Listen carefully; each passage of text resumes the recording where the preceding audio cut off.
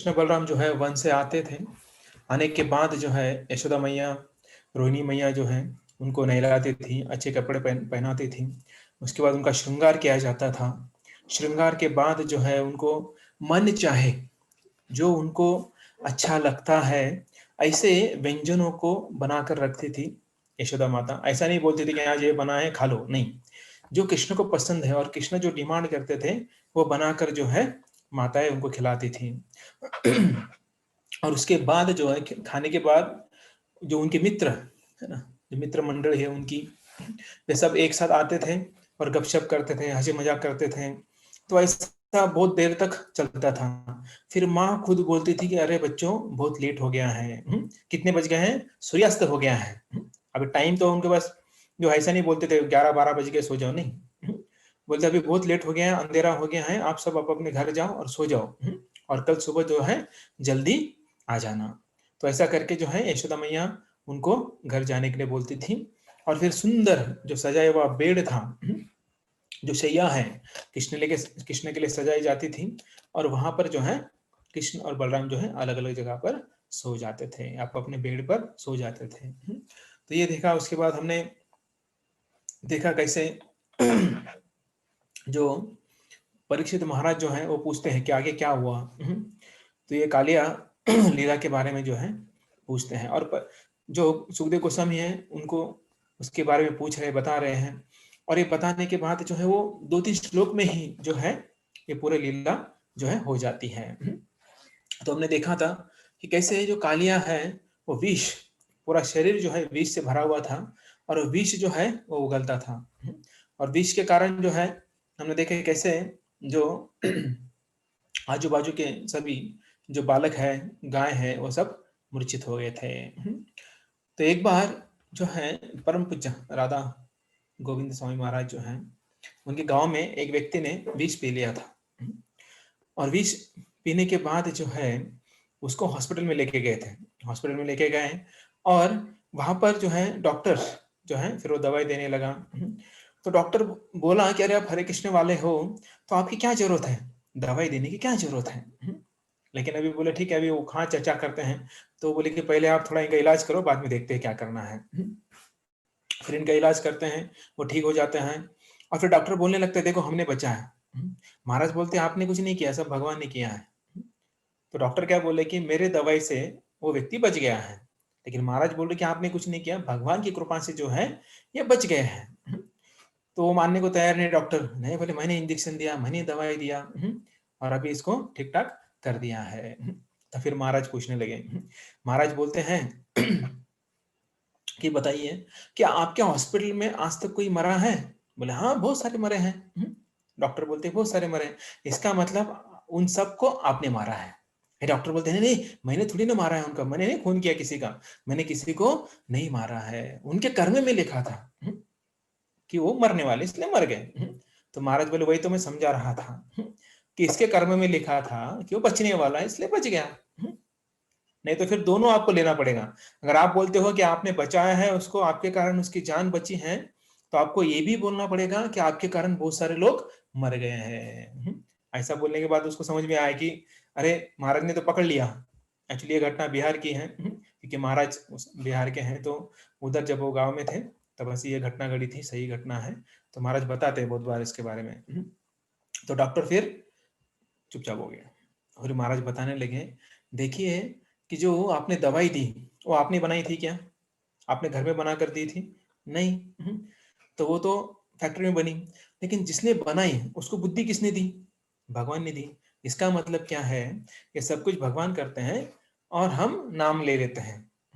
हालांकि ये सब जो है भगवान को देना चाहिए, इसका श्रेय जो है ये जो है उन्हें देना चाहिए, लेकिन हम ही लूट लेते हैं उसका श्रेय। तो ऐसा नहीं करना चाहिए। तो जीवात्मा जो है उनका कर्तव्य होता है। उनका कर्तव्य क्या है कि बहुत सारे कर्तव्य हैं उनके, अनेक कर्तव्य होते हैं। अगर एक कर्तव्य का देखा जाए कि जो जीवात्मा है, माता पिता का कर्तव्य होता है, कभी पति का होता है, कभी पत्नी का कर्तव्य होता है, बेटा बेटी, गुरु शिष्य। तो ऐसे अलग अलग प्रकार के कर्तव्य होते हैं। लेकिन एक कर्तव्य ऐसा होता है जो है भक्ति करना। तो बहुत सारे कर्तव्य, लेकिन एक जो बहुत इंपॉर्टेंट है वो है भक्ति करना। तो ये कर्तव्य जो है ये बहुत महत्वपूर्ण है। उसके साथ साथ दर्शन करना है भगवान का डेली। तो देखिए हम बाकी चीजों के लिए बहुत सारा समय निकालते हैं, ऑफिस जाने के लिए, शॉपिंग करने के लिए, दूर दूर तक जाते हैं, लेट हो जाते हैं, लेकिन दर्शन के लिए ना बहुत बार हम टाल देते हैं या फिर बहाना बना देते हैं। तो वैसे जैसे हम डेली अपना कार्य करते हैं, बहुत सारे कार्य करते हैं हम डेली, हम नाश्ता करते हैं, लंच करते हैं, डिनर करते हैं या ऑफिस वर्क करते हैं, बाकी भी बहुत सारे कार्य करते हैं। तो इसके साथ साथ हमें डेली जो है क्या करना है, भक्ति भी करना है। तो उसमें से एक आता है भगवान का दर्शन लेना या दर्शन करना। जैसे हमने कल देखा कैसे जो है एक अंधा भक्त वो क्या कर रहा था, भगवान का दर्शन लेने आया था। तो लोग हंस रहे थे, बोले अंधा है तो क्या दर्शन लेगा भगवान का। तो उस भक्त ने क्या बोला, बोले मैं दर्शन लेने नहीं आया हूँ, तो भगवान को ये दिखाने आया हूँ कि भगवान मैं भी आपका एक भक्त हूँ, तो आपकी कृपा जो आपका दृष्टि है, कृपा दृष्टि है, वो भी जो है मेरे ऊपर डालिए कि आपकी कृपा दृष्टि से मेरा बेड़ा पार हो जाए। तो ऐसे नीति से अगर हम भगवान का दर्शन लेने जाते हैं तभी क्या होगा, हमारा उद्धार हो सकता है। जैसे हमने देखा अगर लक्ष्मी की अगर नजर पड़ जाती है किसी भिखारी पर, वो कभी भिखारी रहता है क्या, कभी नहीं रहेगा। तो वैसे अगर भगवान की नजर हमारे ऊपर गिर गई तो हम कभी भी दुखी दुर्भागी नहीं बनेंगे। तो चैतन्य चरितामृत में इसके बारे में एक कथा आती है। जो श्रीवास ठाकुर है, तो उनके घर पे जो कार्यक्रम हो रहे थे, अब डिटेल में नहीं जाऊंगा, तो उस कार्यक्रम में जो है पानी लाना था। तो चैतन्य महाप्रभु के लिए पानी लाया जा रहा था। तो ऐसे वो पानी जो है वो उन्होंने चेन बनाई थी, ऐसा नहीं कि उठा उठा कर लेके आ रहे थे, चेन बनाई थी। जो गंगा नदी है वहां से वो एक दिन पानी देता था, वो ऐसा जो है पास करते थे। तो ऐसा पास करते करते वो घर में आता था। तो एक जो माता थी, स्त्री थी, वो सबसे एंड में थी और वो जो है क्या कर रही थी, ये पानी पास कर रही थी। तो फिर पता चैतन्य महाप्रभु को पता चला कि एक स्त्री है वो इधर ही है, वो इधर नहीं आ रही, वहां से ही पानी पास कर रही है। तो चैतन्य महाप्रभु ने पूछा कि वो कौन स्त्री है। तो फिर सुभाष ठाकुर बोले उसका नाम दुखी है। क्या नाम है, दुखी है। तो चैतन्य महाप्रभु बोले ऐसा दुखी कैसे हो सकता है, जो भगवान की सेवा कर रहा है वो कभी दुखी नहीं बन सकता है। जो भगवान की सेवा करता है, भगवान के संपर्क में है, वो सबसे बड़ा सुखी व्यक्ति होता है। आगे जाकर हम देखेंगे कैसे सुखी बनना है हमें अपने जीवन में। तो फिर ये तब जो है जो चैतन्य महाप्रभु है वो बोलते हैं कि आज से मतलब अभी से जो ये दुखी है वो दुखी नहीं क्या बनेगी, वो सुखी बनेगी। आज से इसका नाम सुखी। तो वैसे ही जब हम भगवान की भक्ति करते हैं तो हमारा जो दुख है वो चला जाता है और हम क्या बन जाते हैं, सुखी बन जाते हैं। इसके लिए एटलीस्ट थोड़ा एंडेवर करना पड़ेगा, किसके लिए, भगवान का दर्शन लेने के लिए। अगर हम पास में रहते तो हमें दर्शन लेने के लिए कोई प्रॉब्लम नहीं है। जैसे बहुत सारे भक्त हैं जो 4:30 बजे नहीं आ सकते, एटलीस्ट 7:30 बजे आते हैं। नहीं 7:30 बजे आ सकते, कोई 12:30 बजे आते हैं। जो 12:30 बजे नहीं आ सकते वो शाम को 7 बजे आते हैं। ऐसे बहुत सारे भक्त हैं, वो आजू बाजू में रहते हैं या फिर दूर रहते हैं तो डेली आते हैं। तो ऐसा जो है हमें प्रयास करना है कि भगवान का दर्शन लेना। अभी ऑनलाइन नहीं लेना है, अभी आप डायरेक्ट आ सकते हो। अभी तक तो बोलते हाँ हम ऑनलाइन दर्शन ले चुके हैं, लेकिन अभी जो है सब कुछ खुल गया है तो आप आ सकते हैं। तो अभी जो है 16वां अध्याय, 10वां स्कंद और 16वां अध्याय जो है वो हम शुरू करेंगे। जहां पर जो है सुखदेव गोस्वामी जो है वो अभी कहानी बता रहे हैं, जो कथा है कालिया उद्धार की जो कथा है वो अभी बताने वाले हैं। शिल शुक उवाच विलोक्य दूषितां कृष्णां कृष्ण कृष्णा हिना विभु। तो यहाँ पर कृष्णाम कृष्ण कृष्ण हिना 3 बार कृष्ण का नाम आ रहा है। सुखदेव गोस्वामी कुछ गलत तो नहीं बोल रही हैं यहाँ पर। कृष्णा कृष्ण कृष्ण अहिना 3 बार कृष्ण नाम आया है। तो ये बहुत लोग कंफ्यूज हो जाते हैं।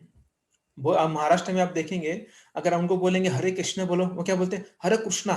कृष्णा बोलते हैं, कृष्ण नहीं बोलते हैं, बराबर। आप देखेंगे किसी को बोलेंगे आप बोलो जरा हरे कृष्णा बोलो, तो हरे कृष्णा बोलते हैं।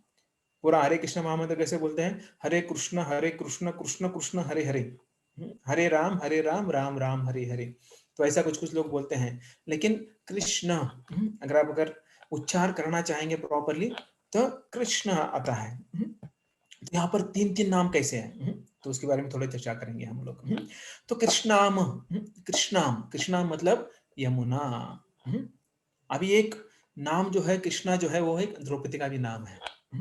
तो इसका मतलब ये नहीं कि कृष्ण कृष्ण मतलब एक ही कृष्ण है, लेकिन थोड़ा अगर चेंज हो जाता है उसमें, कृष्णा हो जाता है या कृष्ण, ऐसा थोड़ा अगर चेंज हो जाता है तो नाम भी बदल जाता है। अब ये संस्कृत का जो है ये पार्ट है, तो हमारे क्लास में कुछ है वक्त जो संस्कृत वो सीखे हैं, ग्रेजुएशन किए हैं, तो उनको ये सब चीजें पता है व्याकरण के। तो ये कृष्ण मतलब यमुना नदी को कहा जाता है कृष्ण। कृष्ण मतलब कृष्ण। और कृष्ण अहिना मतलब जो कृष्ण की तरह दिखते हैं। कृष्ण कैसे हैं? काले हैं। और यहाँ पर कौन काला है? कालिया। नाम ही कालिया है। सांप जो है, जो काला सांप है, काला नाग है, उसका नाम जो है कालिया। शायद मुझे लगता है कि वो ये लीला सुनने के बाद ही जो है लोगों ने, जो काले लोग हैं उनको कभी कभी कालिया बोलते हैं। आपने सुना होगा या किसी को बोलते होंगे आप। तो ऐसे ये यहाँ से परंपरा शुरू हम बोल सकते हुई है कि कालिया। तो यहाँ पर कालिया क्यों बोला? ऐसा नहीं कि उसको नाम रखा था कालिया, उसको देखने के लिए काला था इसलिए उसका नाम कालिया पड़ा। क्योंकि देखिए जो बलराम जी हैं वो भी शेष है ना। अगर आप देखेंगे जो विष्णु है उनके शैया पर सोते हैं तो उनको तो कालिया नहीं बोलते हैं। इसका मतलब जो बलराम जी शेष बन जाते हैं, अनंत शेष बनते हैं, वो काले नहीं है। तो यहाँ पर ये सांप जो है काला है इसलिए उसका नाम पड़ा कालिया। तस्याम विशुद्ध मन विश्वन सर्पम तमु द वासयत, मतलब वासयत। तो ये जो सर्प जो है कहाँ वास कर रहा है? यमुना के अंदर। ये कृष्ण यमुना के अंदर। यमुना कैसी है? काली है। अब यहाँ बोलेंगे यमुना कैसे काली है? यमुना काली नहीं है, लेकिन यमुना काली हो गई है। किसके कारण? इस कालिया के कारण। अभी कालिया तो काला है तो उसका कलर छूट रहा है क्या? नहीं, कलर नहीं छूट रहा है। उस कलर कभी कभी क्या होता है, पेंट लगाते हैं और पेंट जल्दी निकल जाता है, या फिर हम पेंट लगाते हैं, काला कलर होता है और उस काला कलर से हम पानी से धोते हैं तो पानी काला हो जाता है। तो यहाँ पर जो ये यमुना काली हुई है, या हम एक नाम बोल सकते कालिंदी। तो यहाँ पर ये काला सर्प का रंग नहीं निकला है, काला सर्प का जो विष है, वो विष के कारण जो है ये पूरा पानी या यमुना जो है काली हो गई है। तो इसलिए यमुना जो है कृष्णा। तो यहाँ पर तीन काले लोग हैं, एक साथ तीन तीन काले लोग हैं। एक कौन है? काले कौन है? कृष्ण है। उनको अगर आप उड़ीसा में जाओगे, तो उड़ीसा में जो है जगन्नाथ जी को जगन्नाथ नहीं बोलते हैं, वो कालिया कालिया बोलते, कालिया ऐसा बोलते हैं। उधर वो प्रेम होता है, जैसे कृष्ण को लाला बोलते हैं, कान्हा बोलते हैं ना। तो वैसे जो है उड़िया में जनरली जो जगन्नाथ भक्त होते हैं, जगन्नाथ प्रिय होते हैं, तो उनको कालिया बोलते हैं, कालिया। तो ये तो ऐसा यहाँ पर अपने कालिया है, मतलब कृष्ण है जो काले कलर के हैं। दूसरे काले कौन है? कालिया नाग है। और तीसरे काले कौन है? यमुना भी काली हो गई है।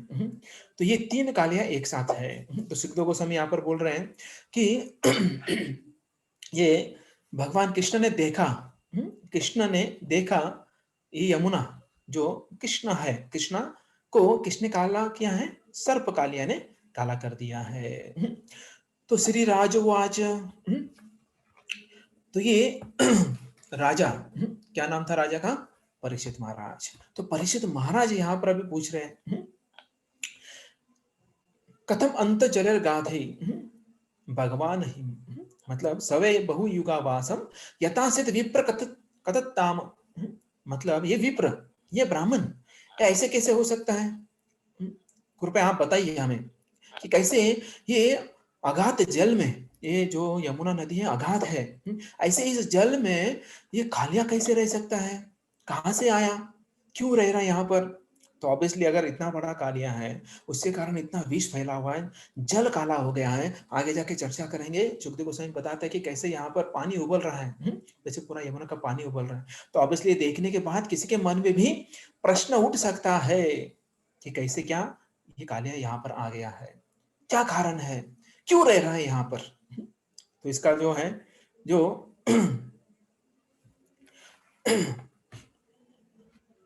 ये कालिया जो है इसके बारे में हम जो है सुखदेव गोस्वामी बताने वाले हैं। देखिए ये लालसा, किसकी लालसा है? किसको पूछ रहे हैं? परीक्षित महाराज पूछ रहे हैं सुखदेव गोस्वामी को। तो सुखदेव गोस्वामी यहाँ पर बोल रहे हैं कि यहाँ पर सभी जो है चीजें जो है क्या हुआ है, मूर्छित हुए हैं। सिर्फ क्या बचा हुआ है, यहाँ पर एक कदम्ब का वृक्ष बचा है। अगर आपने किसी ने कदम्ब वृक्ष नहीं देखा है तो हमारे मंदिर में इस्कॉन एनएसीसी में भी है और कैंप में भी है, जो है ना बड़े बड़े फल आपने देखा होगा, वो कदम के फल है। तो वो वृक्ष जो है, वो वृक्ष वहां पर बचा था। तो वो वृक्ष क्यों बचा था, उसके पीछे भी कारण है। तो आचार्य बोलते हैं कि कदम्ब वृक्ष जो है, उस वृक्ष की लालसा थी। क्या लालसा थी? कि कृष्ण आए और उनके चरण उनके सिर पर रखे। अभी आप बोलेंगे पेड़ का सिर कहाँ पर है, तो पेड़ का जो ऊपरी भाग है, पेड़ का पूरा तना जो है, उसके ऊपर जो है वो पेड़ चाहता है, उनकी लालसा है कि कृष्ण उनके चरण उसके ऊपर रखे। तो देखिए कितना अच्छा लालसा है। तो ऐसी लालसा जो है हमारी होनी चाहिए। क्या लालसा होनी चाहिए? कृष्ण हमारे सर के ऊपर चरण रखें, वो तो नहीं रख सकते ना, कैसे आएंगे? ना हम कालिया जैसे ना खलनायक हैं, ना हम प्रहलाद महाराज जैसे शुद्ध भक्त हैं, है क्या? नहीं है। फिर कृष्ण कैसे आएंगे? एक तो हमें खलनायक बनना पड़ेगा। किसके समान? कालिया के समान, या हिरण्यकशिपु के समान, या कंस के समान, या रावण के समान।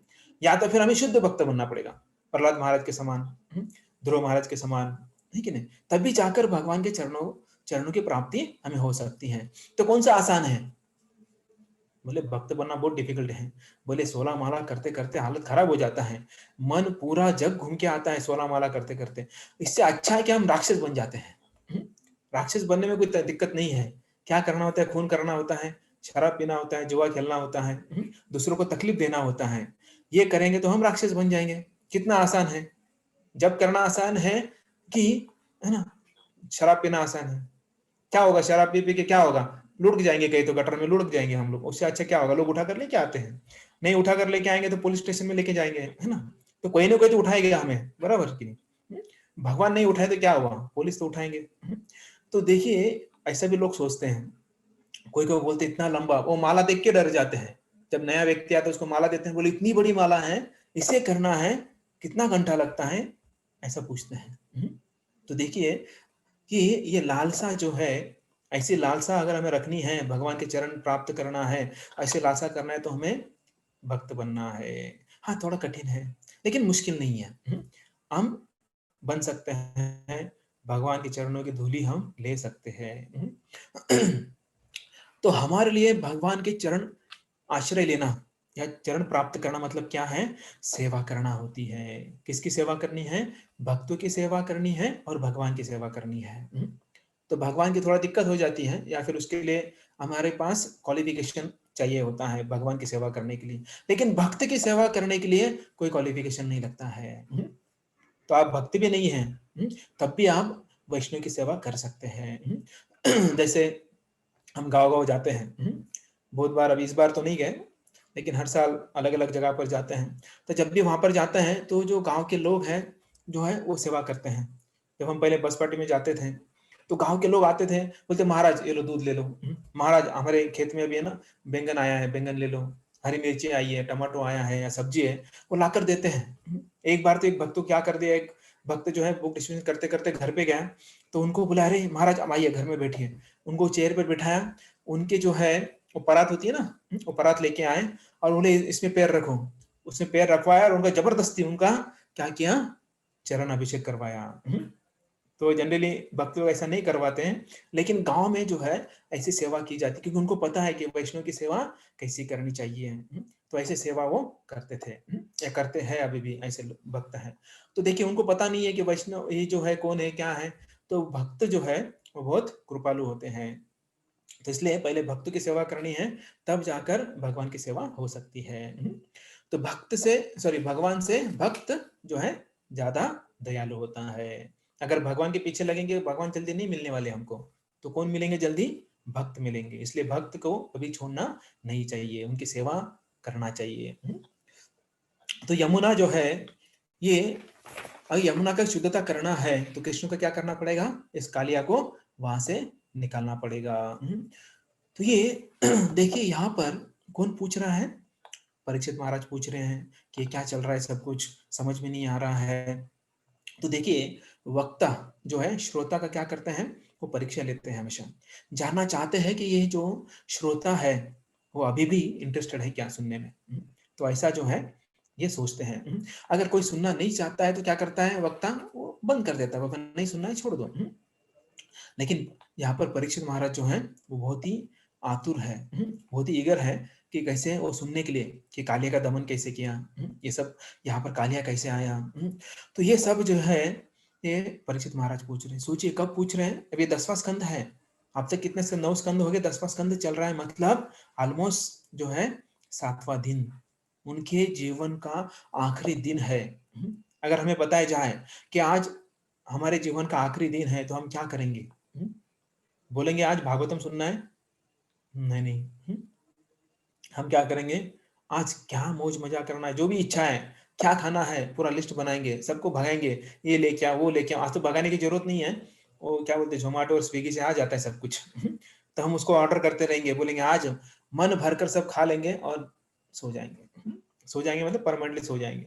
तो हमारी चेतना ऐसी हो जाती है। तो इसलिए प्रभुपाद बोलते हैं, जब हम देह त्यागते हैं तब कुछ भी इच्छा नहीं रखनी चाहिए, कुछ भी इच्छा नहीं रखनी चाहिए। हमें ये यहाँ जाना था, वहाँ जाना था, ये करना था, ये रह गया, वो रह गया। प्रभुपाद एक स्टोरी बताते हैं। एक बाबा जो है वो मरने वाले थे, हॉस्पिटल में एडमिट हैं, ऑलमोस्ट जाने वाले थे। डॉक्टर ने बोला कभी भी जा सकता है। तो बच्चे आकर बोलने लगे, बच्चे बोलने लगे, बाबा बोलो, भोला भोला। तो भोला मतलब वो शंकर के भक्त थे, तो भोला मतलब शंकर। तो बाबा को बोल रहे थे, बाबा बोलो, भोला भोला। तो बाबा बोलते हैं कोका कोला। तो बाबा को किसकी याद आ रही है? कोका कोला की याद आ रही है। तो बाबा कौन से लोक में जाएंगे? कोका कोला लोक में जाएंगे, है कि नहीं? गोलोक में नहीं जाएंगे, कोका कोला लोक में चले जाएंगे। तो इसलिए बहुत महत्वपूर्ण है कि प्रभुपाद इसमें बताते हैं कि कैसे मरते समय हमारी चेतना कैसे होनी चाहिए। जो भी हम सोचेंगे वो हमें प्राप्त हो जाएगा। तो जो भी अभी अभी कल मैंने बताया था कि हम इसी जन्म में कहाँ नहीं जाएंगे, गोलोक नहीं जाएंगे। तो हमको अगला जन्म कहाँ लेना पड़ेगा? भूम धाम या भूम वृंदावन में लेना पड़ेगा। तो इसमें ऐसा नहीं गोलोक जाना है तो वृंदावन जाना पड़ेगा। अगर किसी को वैकुंठ जाना है तो कहाँ जाएंगे? पंढरपुर जाएंगे, है ना? अगर कोई विठल के भक्त है तो पंढरपुर जाएंगे। अगर कोई है ना चैतन्य महाप्रभु के भक्त है तो मायापुर जाएंगे, उधर ही रहेंगे। अगर कोई जो है राम के भक्त हैं तो कहाँ जाएंगे? अयोध्या जाएंगे, है ना? और कोई जगन्नाथ जी के भक्त है तो जगन्नाथपुरी जाएंगे। तो ऐसे अलग अलग जो है भक्त भगवान एक ही है, उनके अलग अलग रूप हैं। तो अलग अलग रूप के जो भक्त हैं वो उस धाम में जाएंगे और अगले जन्म में वो भगवत धाम जाएंगे। तो इसलिए हमको एक जन्म वेट करना पड़ेगा। तो पता नहीं एक जन्म वेट करना पड़ेगा और कई जन्मों तक हमें यहाँ पर वेट करना पड़ेगा। तो यहाँ परीक्षित महाराज से हम सीख सकते हैं, क्या सीख सकते हैं? मृत्यु भी आ जाए लेकिन हमें क्या नहीं छोड़ना है? सुनना, श्रवण नहीं हमें छोड़ना है। और किसके बारे में श्रवण करना है? भगवान के बारे में श्रवण करना है। तो इसलिए हमेशा बताते हैं ना, अगर कोई हॉस्पिटल में है तो सबसे पहले क्या करते हैं, उसके बाजू में जो है स्पीकर लगा दो, प्रभुपाद का धुन चलेगा और प्रभुपाद का धुन जो है हरे कृष्ण महामंत्र जो है वो सुनेंगे। तो जब भी हम जो है बहुत सारे भक्त ऐसे भी ट्रैवलिंग करते समय या घर में जो है हमेशा हरे कृष्ण महामंत्र का धुन जो है वो चलते रहता है। तो यहाँ पर ये परीक्षित महाराज ने प्रश्न पूछ लिया। तो अभी आगे पूछ रहे हैं, परीक्षित महाराज कंटिन्यू कर रहे हैं अपने प्रश्न। ये ब्राह्मण अनंत पूर्ण पुरुषोत्तम भगवान अपनी इच्छा अनुसार स्वतंत्र रूप से कर्म करते हैं। उन्होंने वृंदावन में ग्वाल बाल के रूप में जो अमृत तुल्य उदार लीलाएं जो संपन्न की, भला उन्हें सुनकर कौन तृप्त हो सकता है? अभी क्या बोल रहे हैं कि ऐसे लीलाओं को सुनकर कौन तृप्त हो सकता है? इसका मतलब तृप्त नहीं होते क्या?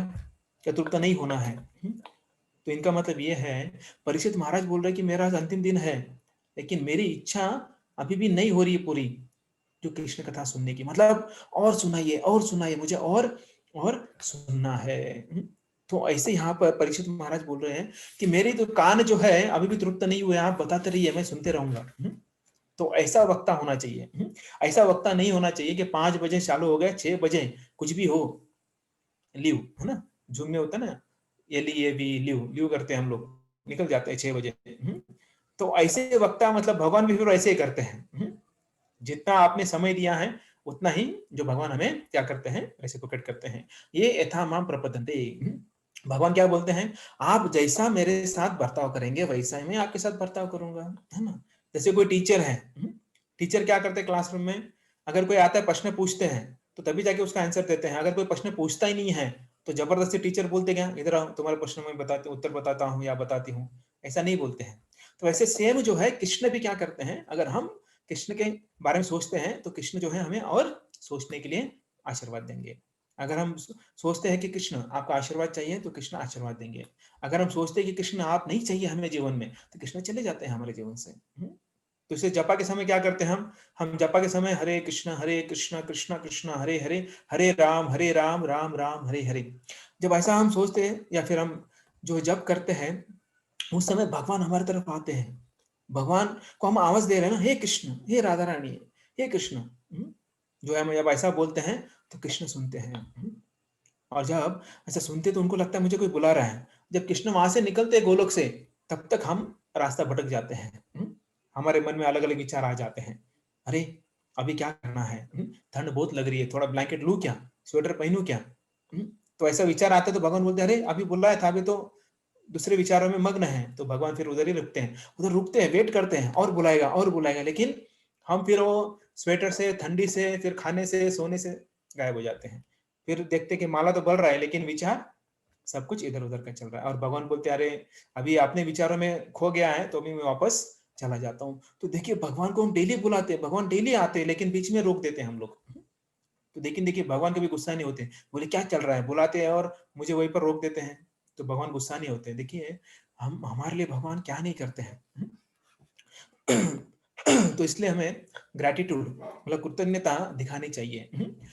तो ये इसके लिए जो है, ये कृतज्ञता भगवान ही नहीं, जैसे माता पिता है, बच्चे हैं, शिक्षा गुरु हैं, दीक्षा गुरु हैं, मित्र है, फ्रेंड्स हैं, तो इन सब के प्रति जो है ग्रैटिट्यूड कृतज्ञता होनी चाहिए। तो ये आपका होमवर्क है। आपको सबको जो है लिखना है। क्या लिखना है कि हमें क्या प्राप्त हुआ है, किससे, सबसे पहले माता पिता से, उसके बाद भगवान से, उसके बाद शिक्षा गुरु, दीक्षा गुरु, या फिर जो जो भी है भौतिक जगत में उन्होंने मदद किया है, आध्यात्मिक जगत में मदद किया है, ऐसे सबका हमें लिखना है। और देखिए अपने जीवन में कितना बदलाव आता है। तो ये जो है परीक्षित महाराज यहाँ पर मरने वाले, फिर भी ऐसा प्रश्न पूछते हैं। तो बोल रहे कि ये ब्राह्मण, कृष्ण तो परिपूर्ण है, स्वतंत्र स्वतंत्र है। इनकी लीलाएं जो है अमृत के समान है, जो भी सुनता है वो और चाहिए ऐसा बोलता है। तो उदार उदार मतलब जो है कि जो बहुत ही मैग्नानिमस है, अलौकिक है, बहुत बड़ा सुख देने वाले ये जो है क्या है, लीलाएं हैं। देखिए भक्तों को बाकी चीजों से सुख नहीं प्राप्त होता है। आपने देखा अभी लॉकडाउन है, इसलिए आप अगर सोचेंगे लॉकडाउन के पहले हम क्या करते थे। अभी यात्रा में थे हम लोग, लॉकडाउन के पहले यात्रा में थे। आप सोचिए वहां पर कहाँ आनंद मिलता था। जैसे कीर्तन शुरू हो जाता था, तो क्या करते थे, ऑटोमेटिकली नाचना शुरू हो जाता था। और वो नाचने में, डांस करने में इतना आनंद प्राप्त होता था। उधर प्रसाद चालू हो जाता तो बोलते नहीं प्रसाद बाद में लेंगे, पहले डांस करते हैं। ठीक है। इसका मतलब क्या है कि जब भगवान के बारे में सुनते हैं, तो वो सुन भी रहे हैं हम लोग। जब कान पे जाता है हरे कृष्ण महामंत्र, तो ऑटोमेटिकली पैर जो है ऊपर नीचे होने लगते हैं। और फिर हम शर्म भूल जाते हैं कि हम किसी के सामने हैं या कोई हमें देख रहा है। भूल जाते हैं, क्यों? क्योंकि हमें इतना आनंद होता है कि हम भूल जाते हैं। तो ये आनंद सुनने में मिलता है, रियल सुख जो अगर है, तो ये भागवत पढ़ने में और भागवत सुनने में और भगवान का नाम सुनने में जो सुख प्राप्त होता है, वो बाकी किसी में नहीं होता है। प्रभुपाद बोलते हैं कि हम हरे कृष्ण महामंत्र जप करने के लिए बोलते हैं। तो किसी ने प्रश्न पूछा प्रभुपाद को, प्रभुपाद हरे कृष्ण क्यों बोलना क्या है? बाकी कुछ बोलेंगे ना, Thums Up Thums Up Thums Up बोलेंगे या कोका कोला बोलेंगे, और क्या पता है, पता नहीं, और जो अलग अलग नया आ गया हो गया अभी, तो उसको बोलते हैं। तो प्रभुपाद बोले ठीक है बोल के देखो। कब तक बोलेंगे? एक माला जप करेंगे हम, कोका कोला जप कर सकते हैं? नहीं कर सकते हैं। लेकिन वही हरे कृष्ण महामंत्र जब जप करते हैं, तो और माला करने की इच्छा होती है। अगर हम प्रामाणिकता से ध्यान पूर्वक अगर करते हैं, तो और इच्छा होती है करने की हमारी। तो इसलिए देखते हैं कि कैसे चैतन्य महाप्रभु बोलते कि चेतु दर्पण मार्जनम। जैसे जैसे हम भगवान का नाम लेते हैं, वैसे वैसे हमारा हृदय जो है वो क्या हो जाता है, साफ होता है। तो अंत में क्या होता है, परम विजयित संकीर्तनम। तो बीच में आनंदम बुद्धिवर्धनम, मतलब जब भगवान का नाम लेते हैं, आनंद जो है बढ़ता है। आज तक कोई बताइए, भक्ति कर रहे हैं हम प्रामाणिकता से और हमारे जीवन में दुख आ गया है, ऐसा कोई भी नहीं रहेगा। जितना अच्छी तरह से हम जप करेंगे, सोचिए जिस दिन हमारा जप अच्छा हुआ ना, तो दिन भर हमारे मुख से हरे कृष्णा निकलता है। जब अगर हमारे मुख से अच्छा हरे कृष्णा जप नहीं हुआ है, उस दिन मुख से दूसरा ही कुछ निकलता है। अभी मैं वो उसके बारे में नहीं बताऊंगा, आप सबको पता ही है क्या निकलता है। तो ये जो है आनंद, जब हम हरे कृष्ण महामंत्र का जप करते हैं तब निकलता है। तो परीक्षित महाराज जो है, वे ऐसे साधारण व्यक्ति नहीं थे जो बैंक हो गए, कोरोना के कारण उनका जॉब चला गया था, और उसी कारण श्राप भी मिल गया उनको। या फिर ऐसे नहीं, कोरोना होने के कारण डॉक्टर बोलते कुछ भरोसा नहीं है, ये कोरोना हो गया है, कभी मर सकता है। ऐसा सिचुएशन नहीं था इनका। तो इनका सिचुएशन क्या था, इनके पास पूरे चक्रवर्ती सम्राट थे, पूरा विश्व था, उसके राजा थे, चक्रवर्ती सम्राट युधिष्ठिर महाराज के बाद तो परीक्षित महाराज ही बने। और इतना सब कुछ होने के बाद जब उनको पता चला कि श्राप मिला है, तो तुरंत तुरंत सब कुछ छोड़ दिए। ऐसा नहीं बोले अभी चलो कहाँ कहाँ साइन करना है, विल पेपर बनाना है, ये बेटे को इतना देना है, वो बेटे को उतना देना है, ये जगह, ये जो बंगला है इसको देना है, ये जगह खेती है इसको देना है, ऐसा कुछ नहीं सोचा। बिल्कुल टाइम वेस्ट नहीं किया उन्होंने। तुरंत सब कुछ छोड़ दिया और चल दिए, गंगा किनारे चल दिए, जहां पर जो साधु लोग हैं क्या करते हैं, भागवत श्रवण करते हैं, भागवत पाठ करते हैं, वहां पर चले गए। तो देखिए हम अभी हम में से कितने लोगों को पता है कि हम कब जाने वाले हैं, जाने वाले मतलब शरीर छोड़ने वाले हैं, किसी को पता है? परीक्षित महाराज को पता था 7 दिन बाद जाने वाले हैं। हम भी 7 दिन में ही जाने वाले हैं। 8वां दिन होने वाला है क्या, मंडे टू संडे 7 दिन होते हैं कि नहीं? तो इस 7 दिन में जाने वाले हैं, लेकिन हम टेंशन लेते हैं क्या? बिल्कुल नहीं लेते, टेंशन आता ही नहीं है। है कि नहीं? देखेंगे क्या होता है। तो अगर हम ऐसा सोचेंगे कि हम कभी भी मर सकते, तभी हम अच्छी तरह से जप कर सकते हैं। तो ये कालिया सर्प, जो काल सर्प है, हमेशा जो है हमें देखना है कि हमारे सामने है। सोचिए अगर हमारे सामने, या फिर आप अगर आपका मनपसंद कार्यक्रम देख रहे हैं टीवी पर, बड़ा, और आपके सामने बाजू में आकर कोबरा बैठ जाता है, या फिर अपना कालिया नाग आके बैठ जाता है, तो आप वो प्रोग्राम देख पाएंगे? शाम का समय है ना, माँ ने गरम गरम पकौड़े बनाए हैं, और पकौड़े जो है गरम गरम आ रहे हैं, और अभी हाथ में पकौड़ा है गरम, और बाजू में कालिया नाग है, तो आप वो मनपसंद कार्यक्रम देख पाएंगे? नहीं देख पाएंगे। वो खा भी नहीं पाएंगे, देख भी नहीं पाएंगे। उनको आपको पता है कि हिल गए तो वो आपको ढस लेगा। तो ये ऐसा सिचुएशन में हम भगवान को भूल जाते हैं। लेकिन यहाँ पर परीक्षित महाराज जो है, वे हमें सिखा रहे हैं कि ऐसे समय में कैसे भगवान को याद करना है। तो देखिए यहाँ पर रोते रोते नहीं प्रश्न पूछ रहे, हंसी हंसी से एकदम प्रसन्न होकर ऐसे प्रश्न पूछ रहे हैं कि ये ब्राह्मण, मतलब ये सुखदेव गोस्वामी जो है, आप बताइए कि क्या हुआ, ये कालिया कहाँ से आया, किसने इसका दमन किया, कैसे किया, थोड़ा विस्तार से बताइए। नहीं तो हम बोलेंगे ऑलरेडी शॉर्टकट हो रहा है, तो शॉर्टकट में बता के चलो खत्म करते हैं। बहुत बार बोलते हैं ना, प्रभु जी आज क्लास थोड़ा कम कर दीजिए, थोड़ा जल्दी जाना है हमको, थोड़ा शॉर्ट में बताइए, नहीं तो आधी लीला कर लेते हैं। तो ऐसा हमारा भाव होता है, लेकिन परीक्षित महाराज का भाव कंप्लीटली अलग होता है। तो परीक्षित महाराज बोलते मेरी लालसा बढ़ रही है, कथा सुनने की प्यास जो है मेरी बढ़ रही है, क्योंकि अभी क्लाइमेक्स हो गए यहाँ पर। क्योंकि जो सुखदेव गोस्वामी उन्होंने 2-3 श्लोक में बता दिया कि सब मूर्छित हो गए, कृष्ण आए, जंप मारा, कालिया ने जो है पकड़ लिया, और जब कृष्ण देखते हैं कि जो उनके घर वाले आ गए हैं, तब कृष्ण जो है काले के ऊपर डांस करते हैं, उसका विष निकाल देते हैं, उसको उद्धार कर देते हैं, हो गया कालिया ने कहा। लेकिन परीक्षित महाराज बोले ऐसे कैसे, इतना आपने फास्ट बता दिया, ये कहाँ से आया, कैसे दमन किया, और जब कृष्ण इधर आए तो गोपों के साथ क्या हुआ, ये कौन बताएगा, ये बताइए। तो ऐसा जो है इन्होंने पूछा। तो देखिए जैसा लालची व्यक्ति होता है, आपने लालची व्यक्ति देखा कभी? मक्खी चूस देखा आपने, मक्खी चूस? है ना, वो सुना होगा आपने, मक्खी चूस होता है व्यक्ति, या लालची व्यक्ति होता है। तो ये धनी व्यक्ति होता है, जो लालची होता है धन के लिए, तो वो जितना लालची है उतना हमें लालची होना चाहिए, धन के लिए नहीं। किसके लिए? कथा सुनने के लिए, भगवान की कथा सुनने के लिए हमें लालची होना चाहिए, बेशरम होना चाहिए। तो ऐसा अगर जब हम होंगे, तभी भगवान जो है हमें छोड़ेंगे नहीं। तो यहाँ पर कथा सुनने का जो है आनंद बता रहे हैं। तो सुखदेव गोस्वामी जो है वे यहाँ पर कथा आरंभ कर रहे हैं। श्री सुक उवाच कालिंद्याम काली यशासित रुद कश्चित विषाग्निना। मतलब जो कालिंदिया, कालिंदिया मतलब यमुना का एक नाम है कालिंदी। तो ये कालिंदिया में कालिया यस्यासिद, जो कालिया यहाँ पर रह रहा है।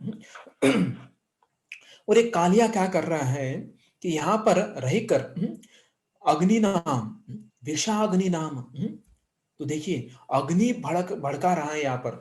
अग्नि कैसे भड़का रहा है? जो विष है वो विष को डालकर यहाँ पर अग्नि भड़का रहा है। तो ये जल है। अभी आपने कभी सुना है पानी के अंदर आग लग गया? कभी कभी बोलते हैं ना, अरे देखो पानी के अंदर आग लग गया, तो बोलता है अरे ऐसे कैसे पानी के अंदर आग लग सकता है? तो यहाँ पर सही में हो रहा है, क्योंकि विष इतना भयावह है कि विष अग्नि नाम, यमुना के अंदर, पानी के अंदर क्या हो रहा है? अग्नि लग गई है यहाँ पर। और ये हर सांस में जो है विष, विष की उल्टी कर रहे हैं, विष बार बार ओक रहे हैं यहाँ पर।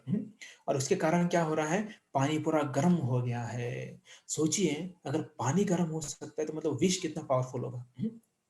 जैसे हम कल बता रहे थे कि साइनाइड, साइनाइड का किसी को पता ही नहीं है कैसा टेस्ट होता है, तो टेस्ट करने के बाद वो रहता ही नहीं है बताने के लिए।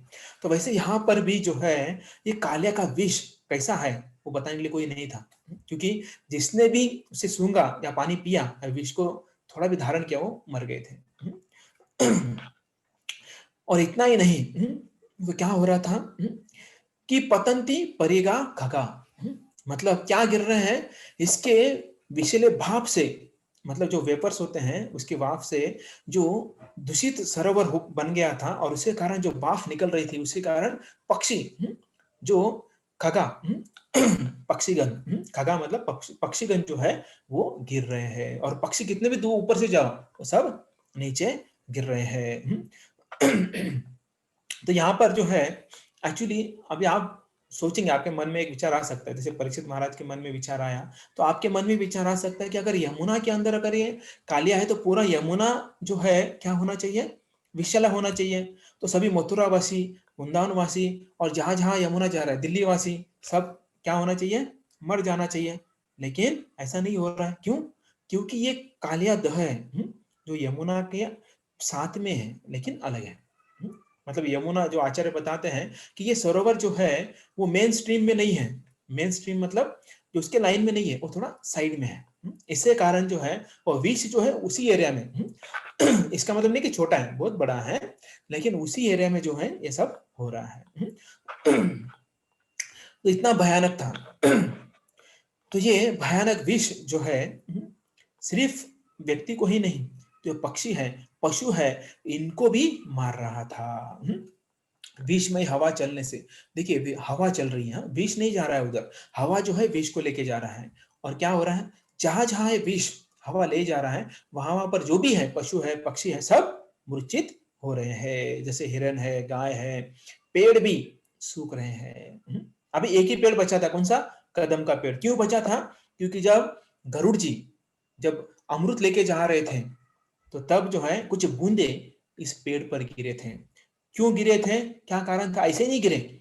गरुड़ जो है वो ऐसे ही जो है गलती नहीं कर सकते हैं, क्योंकि वो पेड़ की इच्छा थी कि कृष्ण के चरण उनको लगे। तब जाके गरुड़ ने दो चार बूंद उधर डाल दिए। और ये इतना प्रचंड वेग था, कालिया का इतना प्रचंड वेग था, उसको वेग का उस प्रभाव इतना था उस विष का कि आजू बाजू के सब लोग जो है नष्ट हो रहे थे, मर रहे थे। तो दूर से ही ये काम कर रहा था विष। मतलब वो विष के पास जाने की जरूरत नहीं, विष जो है उसके हवा से सबको यहाँ पर मूर्छित कर रहा था। तो नदी दूषित हो गई, आजू बाजू का वातावरण दूषित हो गया है। ऐसा कहा जाता है कि ये सरोवर जो है, इसका यहाँ पर वर्णन देते हैं, रूपद वर्णन देते हैं कि दीर्घ योजन विस्तारम दुस्तर त्रिदशरपि, मतलब ये सरोवर जो है 8 मील तक चौड़ा था। 8 मील तक, 1 मील मतलब कितना? 1.5 किलोमीटर। और देवता तक, देखिए कितना खौफ था, कितना बहुत बड़ा। हम बोलते हैं ना ये एरिया मेरा है, कोई डॉन होता है, फॉर एग्जाम्पल अगर कोई एरिया है, जो भी है, पेट है, मंडई है, या फिर गारखेड़ा है, जो भी है, ऐसा कोई जगह है, वहां पर अगर कोई डॉन है वहां का, तो उस एरिया में जो है कोई आता नहीं है। तो वैसे यहाँ पर जो 8 मील है, उस एरिया में कालिया के अलावा दूसरा कोई जो है बंदा नहीं आ सकता था। वो अच्छा हो या बुरा हो, आ ही नहीं सकता था यहाँ पर। और ये सरोवर, मतलब सरोवर कहा जाता है उसे, और बहुत ही गहरा था।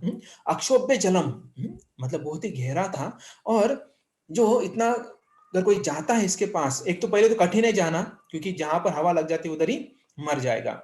और ये चारों ओर इसका विष का प्रभाव जो है वो फैल गया था। कोई नाम सुनते ही उधर नहीं जाता था। जैसे काली अपना धेनुकासुर का हमने देखा, तालवन मतलब धेनुका, उस धेनुकासुर का नाम सुनते लोग नहीं जाते थे। वैसे यहाँ पर जो है, वैसे लोग नहीं जाते थे। तो वायुमंडल पूरा 8 मील तक निष्कृष्ट था। तो ये सनातन गोस्वामी यहाँ पर बताते हैं। तो ये हुआ जो है, क्या हुआ इस जो एरिया, सरोवर का एरिया। तो हालांकि जो यमुना नदी बहुत बड़ी है, लेकिन ये सरोवर जो है वो 8 मील का था सिर्फ, और उस एरिया में जो है कोई आता नहीं था। तो कृष्ण जो है, तो यहाँ पर वो क्या करते हैं, वो अवतार लेते हैं। खल संयमना अवतार। खल मतलब खलनायक, उनको कंट्रोल, संयम संयम रखने के उनके ऊपर, इसलिए अवतार लेते हैं। तो असुर के ऊपर, हम बोलते हैं ना दुष्टों को लाइन पर लाने के लिए, कभी कभी बोलते हैं ना बहुत मस्ती करता है बेटा या बेटी, तो बोलते हैं इसको जरा लाइन पे लाना है। लाइन पे लाना है मतलब क्या है, उसको सही मार्ग पर लाना है।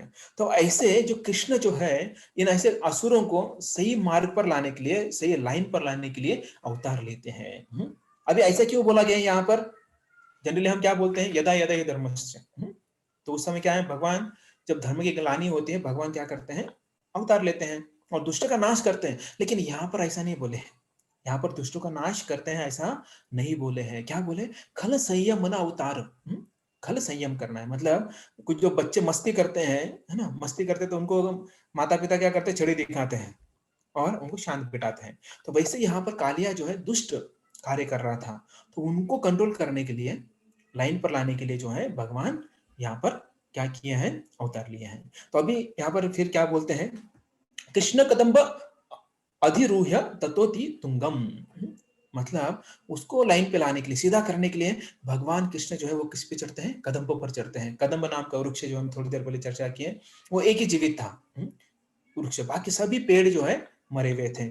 उसके ऊपर ही शाखा पर गए, क्योंकि अभी बहुत बड़ा जो है छलांग मारना है, तो इसलिए ऊपर जाना पड़ेगा। देखते हैं अगर हम जितना ऊपर जाएंगे उतना दूर तक हम छलांग लगा सकते हैं।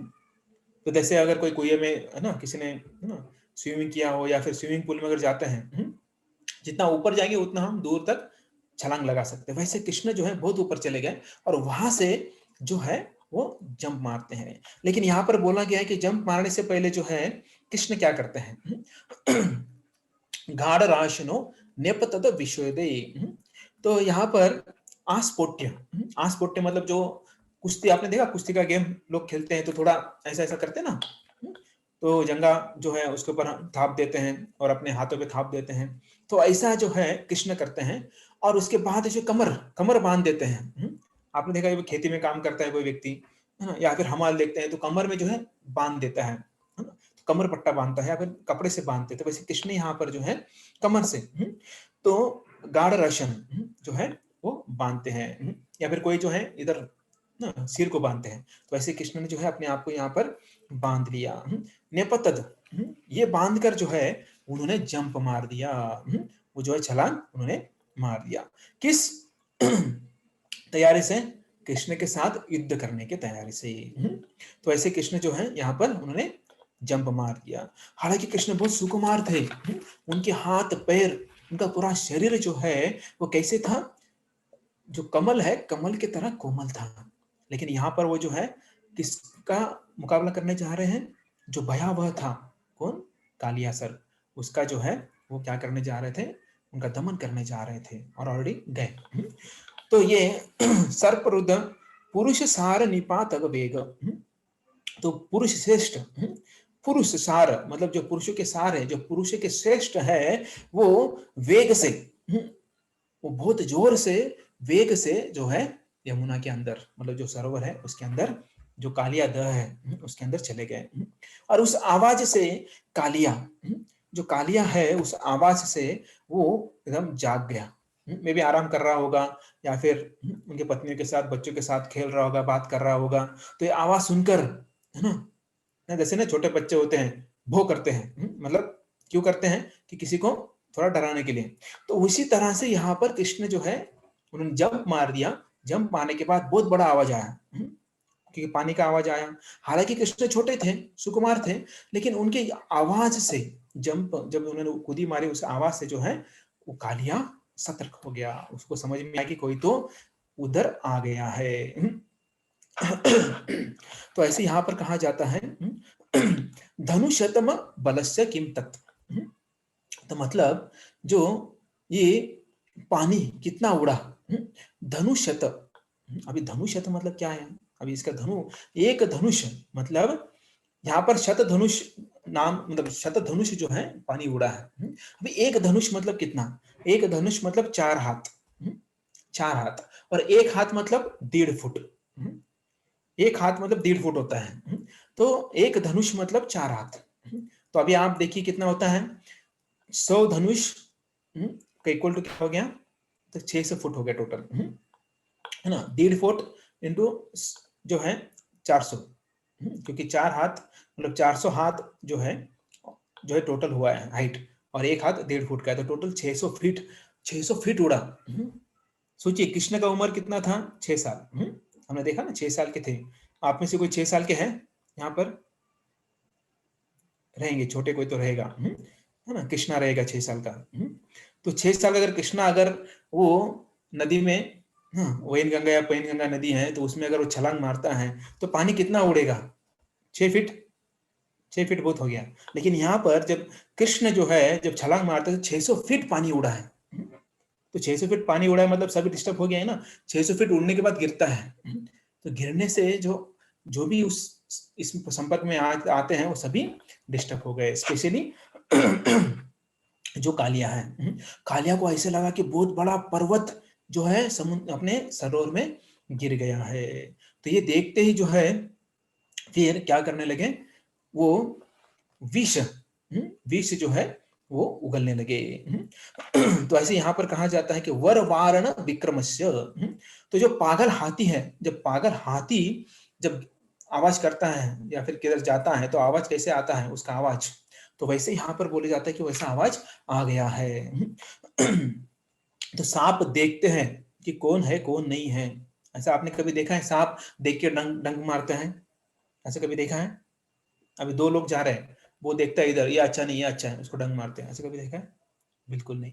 सांप कभी देखता नहीं किसको डंग मारना है, वो बिना सोचे समझे डंग मारता है, क्योंकि ईर्ष्यालु होता है। वैसे ईर्ष्यालु व्यक्ति जो है बिना सोचे समझे क्या करता है, दूसरों को ब्लेम करता है।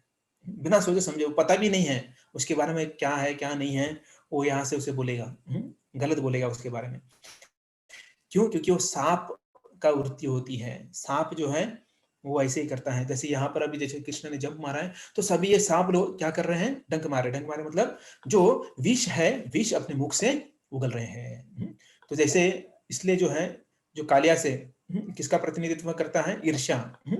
तो ईर्ष्या, तो हमारे अंदर जो ईर्ष्या है तो सबके अंदर होती है, कभी ज्यादा होती है कभी कम होती है। हाँ, किसी के प्रति ईर्ष्या होती है, किसी के प्रति नहीं होती है। देखिए आप स्टूडेंट हैं, स्टूडेंट है और आपके कॉलेज के सामने वड़ा पाव वाला है, तो आप उससे कभी ईर्ष्या करेंगे क्या? कभी नहीं करेंगे। क्यों करेंगे? कोई संबंध नहीं है। हाँ, आप स्टूडेंट हैं तो आप किसके साथ ईर्ष्या करेंगे? जो आपसे 5 मार्क ज्यादा लेकर सेकंड रैंक पे आया है और आपका थर्ड रैंक आया है, उसके साथ ईर्ष्या करेंगे आप। बराबर है कि नहीं? क्योंकि आप वो अपने बिरादरी का आदमी है ना, है कि नहीं? या फिर जो पड़ोस वाला है, पड़ोस वाले के घर के नल में पानी आया है, हमारे घर के नल में पानी नहीं आ रहा है, ईर्ष्या होगी कि नहीं होगी? हम बार बार देखेंगे उसके नल में पानी कैसे है, हमारे में पानी नहीं आया। हाँ, लेकिन आप एक जगह पर हैं, आप अगर पूना में हैं और बोलेंगे अमेरिका में पानी आ रहा है, तो नो प्रॉब्लम, कोई संबंध नहीं है ना इतना लंबा का। तो ऐसा है, तो ये ईर्ष्या जो है हर एक के अंदर होती है, लेकिन अपनी बिरादरी में ईर्ष्या होती है, दूसरे के साथ ईर्ष्या नहीं होती है। कोई डॉक्टर है, इंजीनियर के साथ ईर्ष्या होती ही नहीं उसकी, संबंध ही नहीं, अपने बिरादरी का नहीं है, ना हमारा सीट लेके जाएगा, ना कोई पोस्ट पोजीशन या फिर कोई जॉब का कोई टेंशन ही नहीं है कि नहीं? तो इसलिए जो है बहुत महत्वपूर्ण है कि ईर्ष्या को निकालना है। ईर्ष्या रखना ही नहीं है हमारे अंदर। इसलिए युधिष्ठिर महाराज को अजातशत्रु कहा गया था। वो अकेले थे।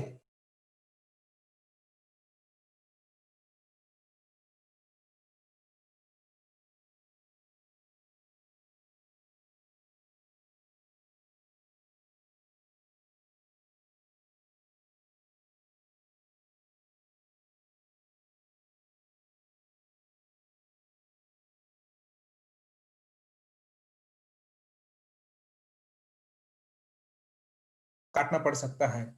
कभी-कभी कुछ ऐसा रोग हो जाता है कि वो फैलते जाता है, तो डॉक्टर बोलते हैं कि अभी उस अवयव को काटना ही पड़ेगा। है कि नहीं? तो इसलिए अगर जितना जल्दी काटेंगे उतना आपका अवयव बच जाएगा। तो वैसे ही है, हमारे हृदय के अंदर ईर्ष्या है, जितना जल्दी उसे निकालेंगे, उतना ही हम सुखी रहेंगे। जितना लेट करेंगे, उतना जीवन में तकलीफ, दुःख रहेगा। तो ये परीक्षित महाराज को आश्चर्य हुआ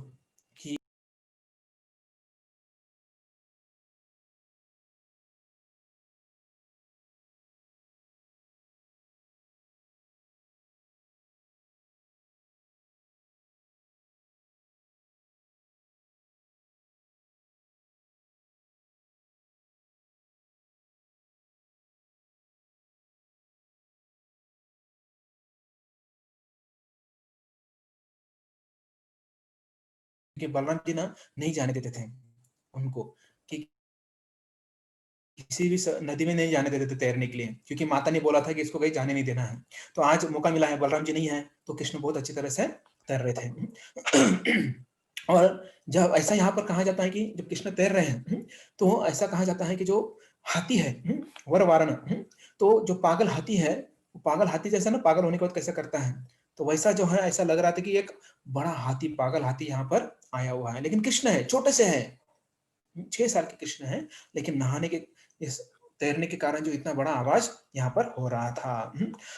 अभी कालिया जो है, ये आवाज सुनकर जो है, ये बड़ी-बड़ी बाहें कृष्ण के देखकर ये बड़ा हाथी के समान ये आवाज आकर देख रहा था और देखने के बाद गुस्सा हो रहा था। ये कौन है जिसने मुझे डिस्टर्ब किया? मैं अपने बच्चे और पत्नी के साथ अच्छी तरह से रह रहा था, मज़ा कर रहा था और किसी ने डिस्टर्ब कर दिया है। मेरे घर में कौन आया है? हिम्मत है तो सामने आ जाओ। तो ऐसा वो बक रहा था वहाँ पर। तो ये कालिया कितना मूर्ख है, कितना मूर्ख है, उसको समझ में नहीं आ रहा है। ये मूर्ख है कि इसको समझ में नहीं आ रहा है कि साक्षात भगवान आए हैं। साक्षात भगवान आए तो इसने क्या करना चाहिए? तुरंत माला लेकर, चंदन लेकर जो है ले जाना चाहिए, पानी लेके जाना चाहिए, भगवान के चरण धोना चाहिए, भगवान को माला जो है पहनाना चाहिए, भगवान को चंदन जो है वो लगाना चाहिए। सोचिए अगर आपके घर में भगवान आते हैं तो आप क्या करेंगे? स्वागत ही करेंगे ना। तो देखिए मूर्ख कालिया क्या सोच रहा है? मुझे किसने डिस्टर्ब किया और उसे अभी मैं छोड़ूंगा नहीं। तो देखिए जो सांप और कुत्ता होता है ना, उनका स्वभाव यही होता है। कुत्ता देखिए, कुत्ता जो भी गेट पर आता है भौंकना चालू करता है ना? बाहर का कोई भी अगर आता है कि नहीं? जो भी आता है तुरंत कुत्ता भौंकने लगता है। और सांप देखिए, सांप तुरंत क्या करता है? डंक मारता है। देखो अगर कोई अंधा कुत्ता है, उसे दिखाई नहीं देता है, तो वो अगर थोड़ा हवा अगर आती है, तुरंत भौंकने लगता है। तो ऐसे यहाँ पर कालिया जो है, वो स्वागत करना छोड़कर चंदन, माला, फूल की माला जो है, चरण धोने के लिए जो है पानी लेके जाना चाहिए, लेकिन वो सब छोड़कर क्या कर रहा है? गुस्सा हो रहा है, विष उगल रहा है। तो आपको पता है, जी चक्षुशर्वा, ये सांप जो है वो चक्षुशर्वा है। मतलब क्या है कि आँख से ही सुनते हैं। आप बोलेंगे ऐसे कैसे बोल रहे हैं? आँख से सुनते हैं। आँख से कोई सुनता है क्या? आँख से देखते हैं, कान से सुनते हैं, है ना? लेकिन ये फेल हो गए हम लोग ऐसा अगर सोचेंगे तो। लेकिन ये जो साँप है, साँप जो है आँखों से ही सुनते हैं, आँखों से ही देखते हैं। उनको समझ में नहीं आता है। इसलिए आप देखिए, उनके सामने आप कुछ करेंगे तो साँप कभी सीधा चलते हुए देखा क्या आपने? सीधा जा रहा है एकदम, बिल्कुल नहीं, वो टेढ़ा चलता है। तो ये साँप जो है, यहाँ पर उसे चक्षुश्रवा बोलते हैं, मतलब आँखों से सुनता है। तो देखिए, देखने के बाद इतना सुंदर बालक है, आगे अच्छा वर्णन करते सुखदेव गोस्वामी कि इतना बढ़िया सुंदर लड़का है, इतने सुकुमार है, दिखने में इतना अच्छा है, उसे देखकर इसे दया नहीं आई। देखते कभी-कभी हम देखते हैं कि कृष्ण जो है, ऐसा कहा जाता है, या फिर आपने अगर लिटिल कृष्णा देखा होगा उसमें वीडियो में, तो कृष्ण जैसे ही कालिया के सामने आते तो पूरा कृष्ण, मुकुट होता है, बांसुरी होती है, पूरा एकदम सज-धज के कृष्ण जो है दिखते हैं, ऐसा दिखाया गया है। तो यहाँ पर वही यहाँ पर वर्णन दिया गया है, जो वहां पर दिखा है सेम यहाँ पर वर्णन दिया है। तम प्रेक्षणीय सुकुमार घन वदातम, सुकुमार बालक दिख रहे हैं, घन घन मतलब जो बादल है, काले बादल की तरह, सावले बादल की तरह कृष्ण दिख रहे हैं यहाँ पर।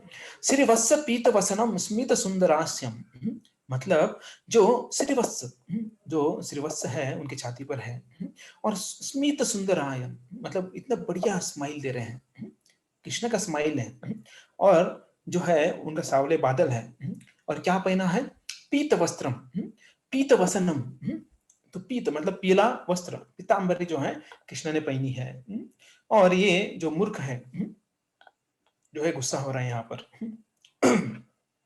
तो इसने देखा कि जो भगवान की जो चरण है वो एकदम कोमल है, और ये रुषा भुजया चदात, जो भुजाएं है बहुत ही एकदम अच्छी है।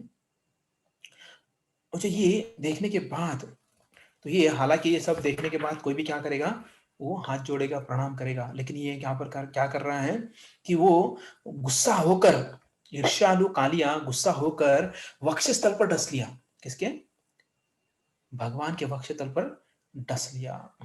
तो देखिए यहाँ पर जो है क्या करना चाहिए, पूजा अर्चा प्रणाम करना चाहिए, लेकिन डस लेता है। तो हालांकि कृष्ण के लिए कुछ नहीं, कृष्ण को लगा कि ये चूम रहा है, उनको क्या होने वाला है, ऐसा कुछ भी नहीं हो रहा था।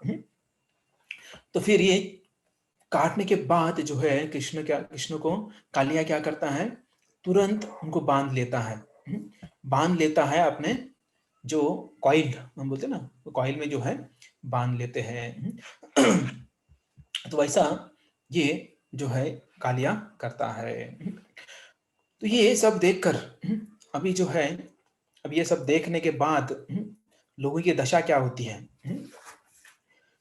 तम नाग भोग परिवत दुष्ट चेतसम आलोक्य तत्प्रिय सखा पशुभा भूषात कृष्ण पितार सुहृद कलत्र कामा दुखानुशोक भय मूढ़ धिय निपेतु।